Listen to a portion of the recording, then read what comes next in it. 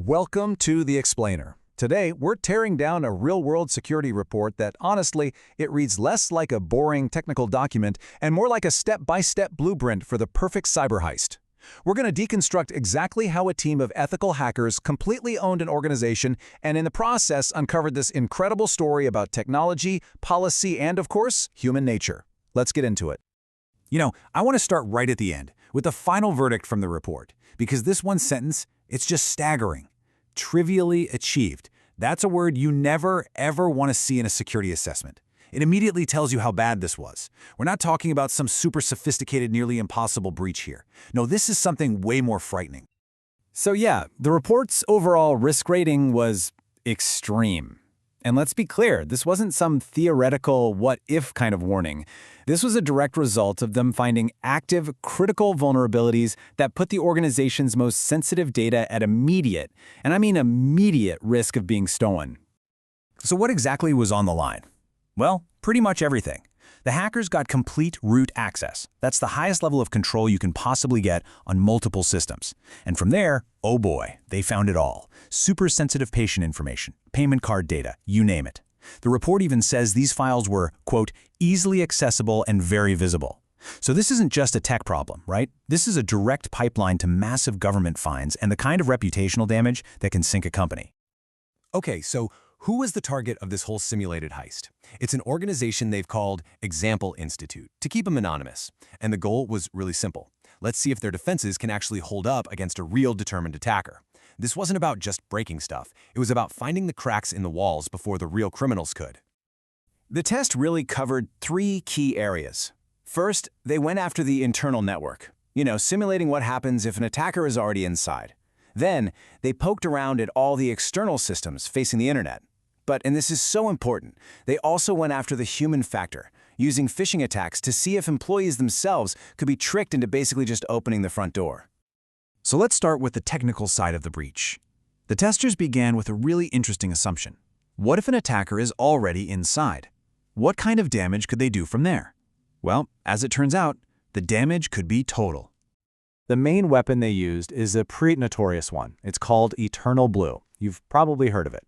This thing was originally developed by the NSA and then got leaked. It goes after this really old, deep-seated vulnerability in a Microsoft file sharing protocol. And it is incredibly powerful. It's basically a skeleton key for any unpatched system. And just so we're all on the same page, this isn't some abstract theoretical flaw. This is the exact same exploit that powered the WannaCry ransomware attack a few years back, the one that crippled hospitals and companies all over the world. Seeing this on a network is a 5-alarm fire. So what's the very first thing they hit with Eternal Blue? You're not going to believe it. The security server itself, the machine running McAfee antivirus for the entire network. I mean, this is an attacker's absolute dream scenario. It's like a burglar walking up to a house and disabling the alarm system before they even try to pick the lock.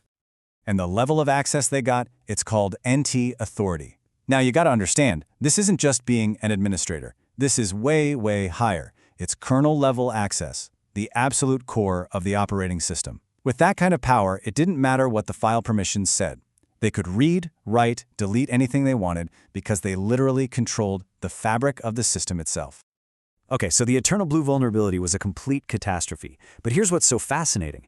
The report revealed a much, much easier way for an attacker to get in. And it didn't require some NSA-level super exploit. Nope. All it took was a telephone. Posing as somebody from IT who needed to do some, quote, critical maintenance, the testers made just 10 phone calls to employees. The result of those 10 calls? 3 full breaches. That's right. From just 10 simple phone calls, they also walked away with 6 different passwords. That's a staggering 30% success rate for an attack that relies on nothing more than just a convincing voice and a good story. It's wild. And this right here, this quote brilliantly illustrates the real problem. During one of the calls, an employee didn't just give up their password.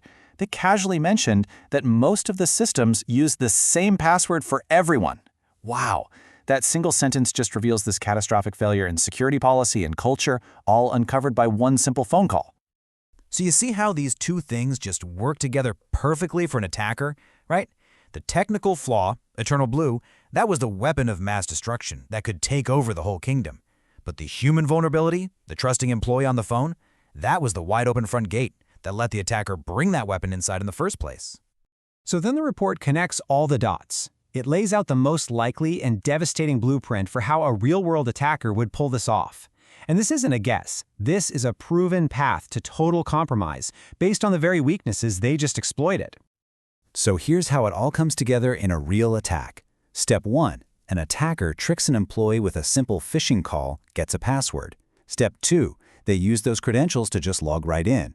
Step 3. Once they're inside, boom, they unleash Eternal Blue.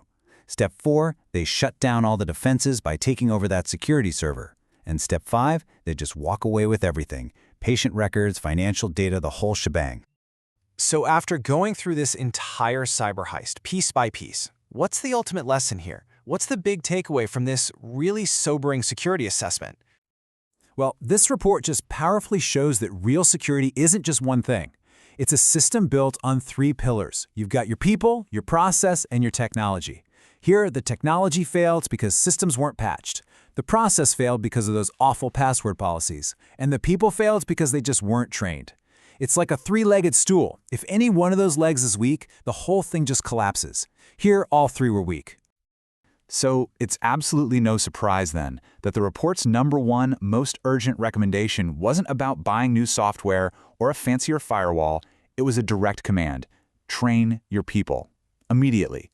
Because at the end of the day, patching a server is pretty useless if an employee will just hand over the keys to the front door. And that really leaves us with a final kind of provocative thought. This report makes an incredibly strong case that for so many organizations, the biggest risk isn't some complex piece of malware, it's not some zero-day exploit. It's a simple, trusting, and unfortunately a totally predictable human conversation. Definitely something for all of us to think about.